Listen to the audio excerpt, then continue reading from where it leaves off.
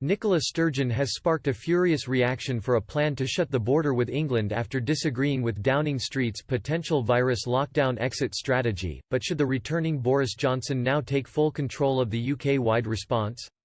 Nicola Sturgeon has been accused of hatching a madcap plan to close the border after refusing to rule out the measure in a television interview with the BBC's Andrew Marr on Sunday morning. The veteran journalist asked the SNP leader, "It does look as though Scotland might exit the lockdown in a slightly different way with different regulations or rules than England. In those circumstances, I know that you like questions about borders. Do you have the power to close the border, if you need to?"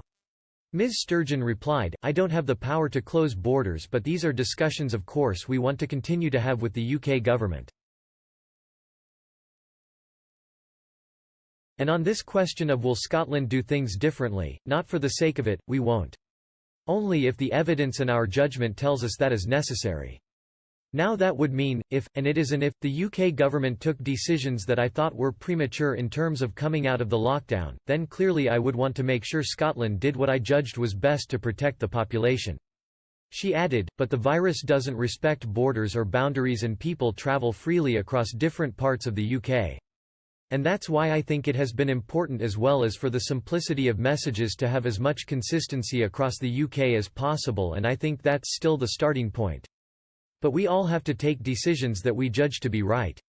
It's not political in any way, shape or form." A UK government spokesman said there had been no discussions with Holyrood over the border.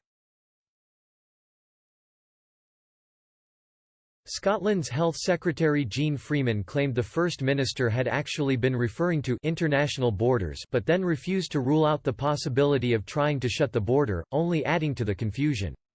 The suggestion has enraged critics, with Scottish Liberal Democrat leader Willie Rennie warning, the First Minister should have crushed this madcap suggestion at the first time of asking. But the fact the Health Secretary failed to crush it at the second time of asking is extraordinary. "I can't believe they are seriously considering this. Choking off the supply lines for food, drink and essential supplies or the flow of key and essential workers back and forth would cause massive harm." Scottish Conservative leader Jackson Carlow added, "Nicola Sturgeon must know that loose talk from a minority government about shutting the border at Berwick is unhelpful and that any such action would cause further damage to jobs and our economy. Rash statements suggesting such a possibility are irresponsible and can only spread wider alarm." Last week, Ms. Sturgeon sparked anger after announcing plans for lifting the coronavirus lockdown in Scotland. This was in direct contrast to the UK government, which has remained tight-lipped on any exit strategy, warning it is too early to announce such plans. In a thinly veiled dig at Downing Street, Ms. Sturgeon called for an adult conversation with the public as she published a document on Thursday about easing the lockdown in Scotland.